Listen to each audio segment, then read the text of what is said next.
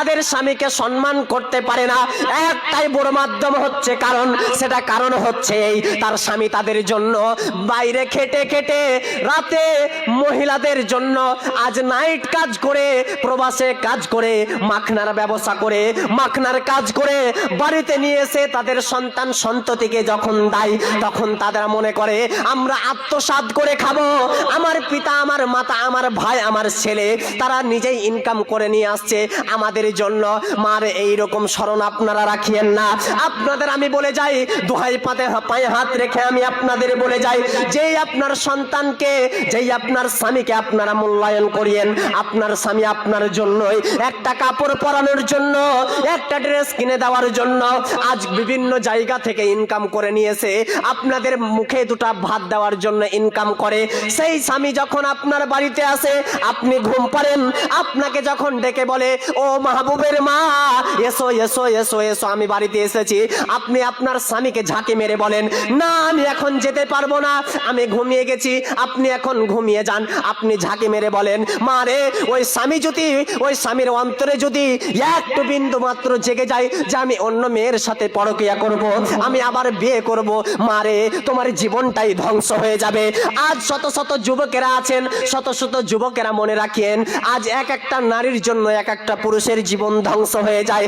মা আমি আপনাকে বলি, সতর্ক করে দিই, দুনিয়াতে আল্লাহর হাদিস যেই রকম কথা বলেছে, হাদিসে কুদসিতে যেই রকম ভাবে কথা এসেছে, আল্লাহর কোরআনে যেই রকম ভাবে কথা এসেছে, নবী মুহাম্মাদের যেই রকম ভাবে পবিত্র জুবান দ্বারা কথা বলা হয়েছে, এই কথাকে যদি স্মরণ করেন তাহলে এই ইয়াতিমকে চিনবেন, মাদ্রাসা চিনবেন, মসজিদ চিনবেন, আর কবরকে স্মরণ করবেন। নবীকে কোনোদিন ঝাঁকি মেরে নবীর হাদিসের উপরে কথা বলিয়েন না। নবীর উপরে ঝাঁকি মেরে কেমন কথা বলা হয়, আজ যখন আলেম বলে হাত তুলে দোয়া করতে হয় না, তখন আপনারা বলেন আজ দুনিয়াতে এটা নতুন হাদিস এসেছে, ওই হাদিসটা ছিল আমরা হাত তুলে দোয়া করেছি। বাপজান আমার, সেই আলেমদের যুগে অত টাকা ছিল না, আজ যেই রকম টাকা হয়েছে কাল ওই রকম টাকা ছিল না, গত জামানাতে ওই রকম টাকা ছিল না।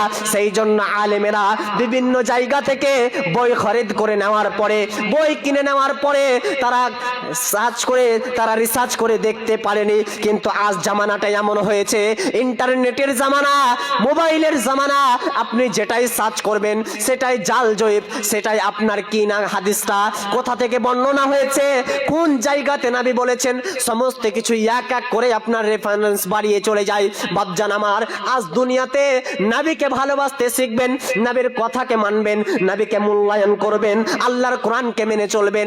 দুনিয়াতে ইয়াতিমদের মাথায় হাত রাখবেন। ইয়াতিমখানা মাদ্রাসার জালসায় এসেছেন, 5 টাকা হোক না কেন, 10 টাকা হোক না কেন, 100 টাকা হোক না কেন, আপনারা দান করবেন। আল্লাহর কথাকে স্মরণ করে আপনারা দান করবেন। যেই আল্লাহর কথাকে মানে না, আল্লাহ তার জন্য জান্নাতকেই হারাম করে দিয়েছে। এটা আমি বলি নয়, আমার বাবার কাহিনী বলি না, আমার গ্রামের কাহিনী বলি না, আল্লাহর কোরআনে বলছে ইন্নাহু মাইয়ুশরিক বিল্লাহ ফাকাদ হারামাল্লাহু আলাইহিল জান্নাহ ওয়া মাওয়াহুন নার ওয়া মা লিয-যালিমিনা মিন আনসার। যেই ব্যক্তি আমি আল্লাহ আমার সাথে শিরিক করবে, আমার কথাকে মানবে না, নবীর হাদিসের উপরে কথা বলবে, সেই রকম ব্যক্তির জন্য তাদের জীবনে আমি জান্নাতটা হারাম করে দিয়েছি, তাদের জন্য থাকার জায়গা জাহান্নাম করেছি। বাপজান আমার, আল্লাহর কোরআনকে মানবেন।